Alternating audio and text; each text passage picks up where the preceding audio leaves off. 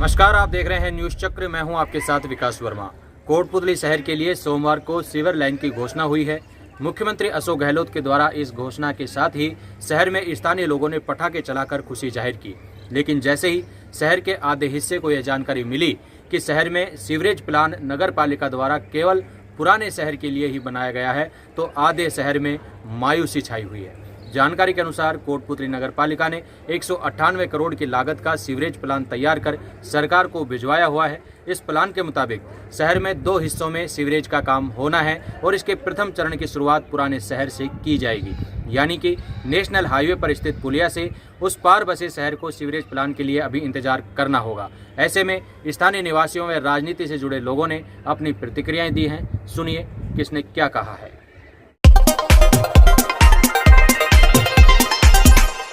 कोटपुतली की ये प्रमुख मांग थी कि कोटपुतली में सीवर लाइन आए, जिससे गंदगी का, पानी की निकासी का जो बहुत ही बड़ी समस्या है कोटपुतली में, इसका निजात पाने के लिए सिर्फ एक ही उपाय था, सीवर लाइन। और कोटपुतली वालों को काफी उम्मीद थी, लेकिन राजनीतिक जो कद है वो कम होने की वजह से अब तक कोटपुतली का सर्वांगीण विकास नहीं हो सका। ये पहली बार हमारे जो राजेंद्र सिंह जी यादव मिनिस्टर बने हैं, कोटपुतली के सर्वांगीण विकास में जो लगातार प्रयास कर रहे हैं, उन्हीं के प्रयास से, उनके कर से अब कोटपुतली का चहुमुखी विकास हो रहा है। लाइन 2 फेजों में बनाने का प्रोग्राम।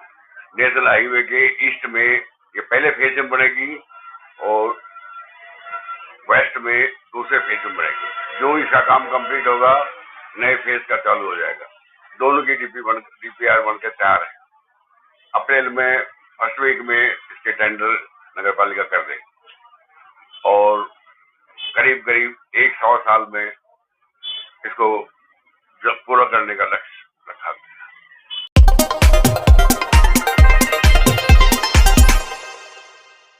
पहले तो नगर परिषद कोटपुतली की तरफ से बहुत बधाई देना चाहता हूँ और उनका आशीर्वाद हमारी कोटपुतली नगर परिषद पे बना रहे, सदा बना रहे। कोटपुतली का जो पुरानी कोटपुतली है, उसमें जो गंदगी और सीवर लाइन की इतनी अति आवश्यकता थी, तो वो गंदगी एकदम साफ होगी, सीवर लाइन की सुविधाओं बढ़ेगी, उसके लिए धन्यवाद देना चाहते हैं और समय विकास होगा कोटपुतली का।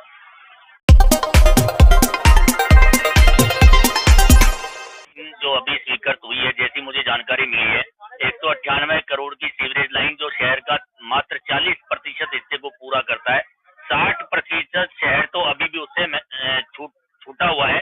केवल हाईवे के एक तरफ की सीवरेज लाइन का ये बजट आया है और जिसमें भी शहर पूरी तरह व्यवस्थित तरीके से पानी की पाइपलाइन डालने के लिए खोदा हुआ है।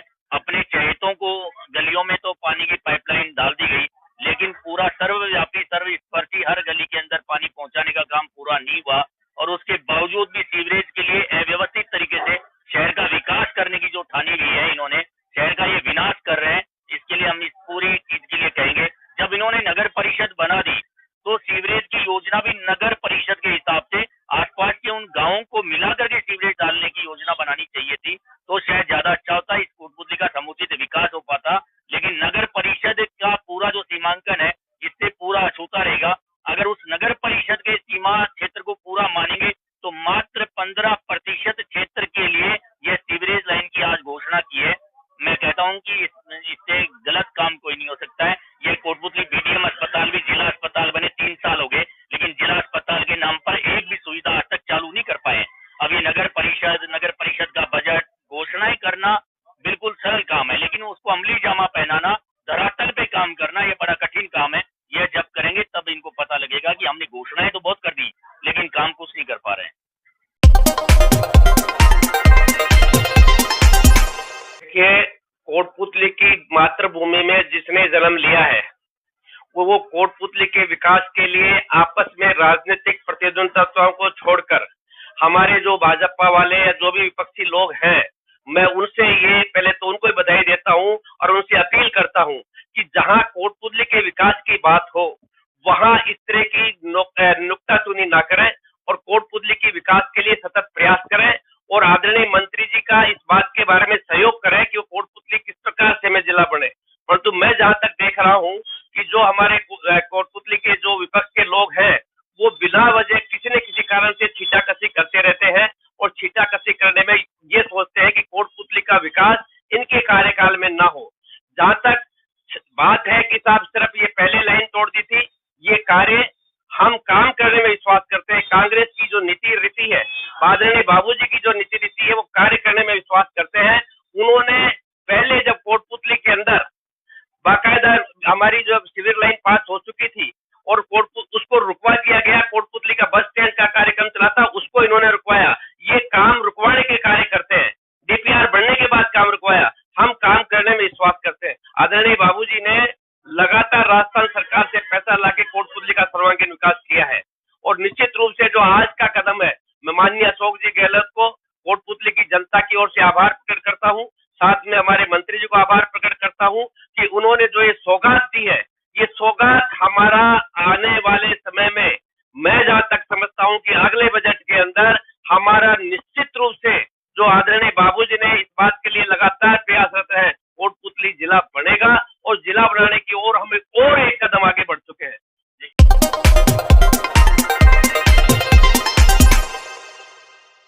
देखिए, इस शहर का दुर्भाग्य है कि इस विधानसभा सीट कोटपुतली से हमारे एमएलए साहब जो हैं वो गृह राज्य मंत्री का उनके पास पदभार है, दर्जा है। तो इससे बड़ा कोई कैबिनेट मंत्रालय में कोई पद नहीं होता है। सबसे बड़ा जो पद है वो गृह राज्य मंत्री का है, जो हमारे विधायक के पास है। और जहां आज शहर में सीवर लाइन की घोषणा हुई, इस घोषणा से तो शहर में पटाखे चलने चाहिए थे, मिठाइयां बंटने चाहिए थी, लेकिन दुर्भाग्य देखिए शहर का कि आप देखिए चारों तरफ आंख उठा के कि पूरा शहर जो अंधकार में डूबा हुआ है। तो मुझे ये समझ में नहीं आता है, जब नगर पालिका बिल नहीं भर पा रही है बिजली का, तो ये सीवर लाइन कहाँ से लेकर आएंगे? ये तो एक शेख चिल्ली के सपने हैं जो जनता को दिखाए जा रहे हैं। कोटपुतली की जनता बहुत समझदार है, वो इन सपनों में, इन बहकावों में नहीं आने वाली। जब तक ग्राउंड पे काम नहीं होगा, जब तक यथार्थ का काम नहीं होगा, जब तक जनता इनको ये नहीं बता सकती कि आप कर क्या रहे हैं। पूरे कोटपुतली ने आपको वोट किया है, पूरे कोटपुतली क्षेत्र ने आपको विधायक बनाया है, और आधे हिस्से में आप सीवर लाइन ला रहे हैं और आधे हिस्से में नहीं ला रहे हैं। इस तरीके का आप दोगला व्यवहार क्यों कर रहे हैं? इसका जवाब तो आने वाले समय में जनता दे देगी कोटपुतली की।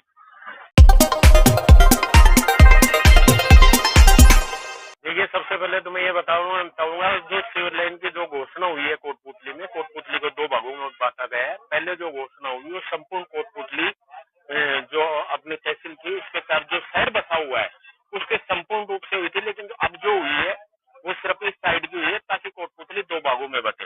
जिस प्रकार से इन लोगों की जो घोषणा हुई है, इसकी वित्तीय स्वीकृति के बाद में टेंडर होना, ये सबसे महत्वपूर्ण बात है कि कब इसकी वित्तीय स्वीकृति हो, वित्तीय स्वीकृति के तुरंत बाद टेंडर हो, ताकि कोटपुतली के लोगों को इसका फायदा मिल सके। ये लोग अगर ये चाहते हैं कि हम कोटपुतली की जो हमारी पुरानी जो संस्कृति यहाँ बसी हुई है, जैसे पुरानी नगर पालिका थी और हमारे बहुत से वो है, उन सबको ये बेचकर अगर कोटपुतली के विकास की बात करते हैं, तो इसके लिए हम किसी भी सूरत में इनके जो मंसूबे हैं उनको कामयाब नहीं होने देंगे। हम सब लोग उसके लिए संघर्ष करेंगे। आप राज्य सरकार में मंत्री है, अगर सही मायने में कोटपुतली का विकास कराना चाहते हैं तो राज्य सरकार से पैसे लेके आए और फिर विकास कराए। अगर हमारी ही जो पुरानी नगर पालिकाओं और आप जो कर रहे हो कोई दुकान, उन सबको बेचकर आप लोग अगर विकास की बात करते हो, फिर किस विकास की बात करते हो? इसलिए ये किसी भी सूरत में इनके मंसूबों को कामयाब नहीं होने देंगे।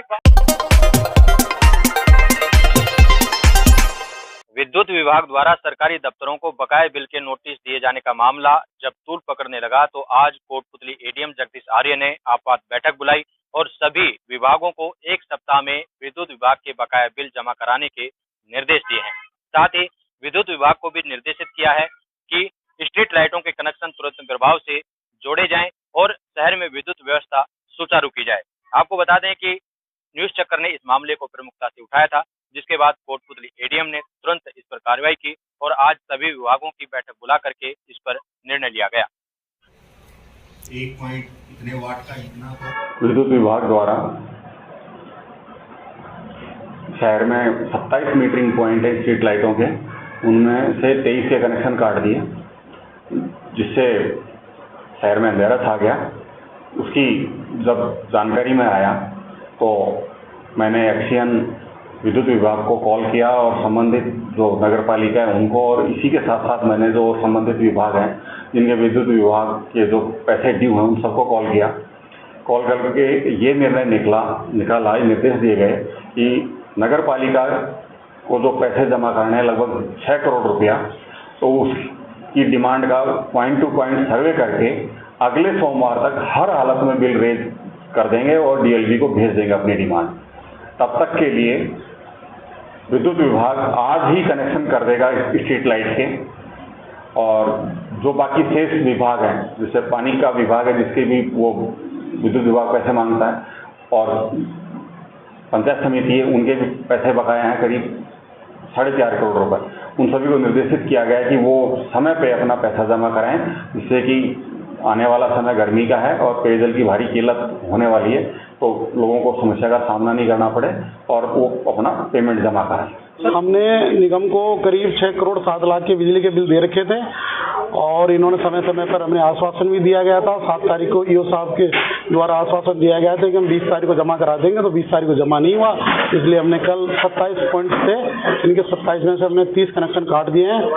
आज जो मीटिंग हुई है एडीएम साहब ने एश्योरेंस किया है कि भाई हम नेक्स्ट सोमवार तक इनको वेरीफाई करके और इनके बिल भिजवा देंगे, तो अन्यथा फिर मंगलवार को नेक्स्ट मंगलवार को हम कनेक्शन काट देंगे, ये आश्वासन दिया गया है इनकी तरफ से। स्वयंसेवी संस्था आओ साथ चलें के राष्ट्रीय संयोजक डॉक्टर विष्णु मित्तल की पहल पर कोटपुतली सहित दिल्ली के 3 अस्पतालों में चल रहे प्रसादम अभियान के विस्तार को देखते हुए लोकसभा अध्यक्ष ओम बिरला ने अपने निवास पर प्रसादम वाहनों को हरी झंडी दिखाकर रवाना किया। इस मौके पर बिरला ने कहा कि डॉक्टर विष्णु मित्तल द्वारा किए जा रहे सेवा कार्य जरूरतमंदों के लिए मील का पत्थर साबित हो रहे हैं। इस अवसर पर डॉक्टर विष्णु मित्तल ने कहा कि आओ साथ चले संस्था का उद्देश्य पीड़ित व जरूरतमंद लोगों की सेवा एवं जल संरक्षण सहित अन्य दिशा में आवश्यक संसाधन उपलब्ध करवाकर अधिक से अधिक लोगों को मदद पहुंचाना है।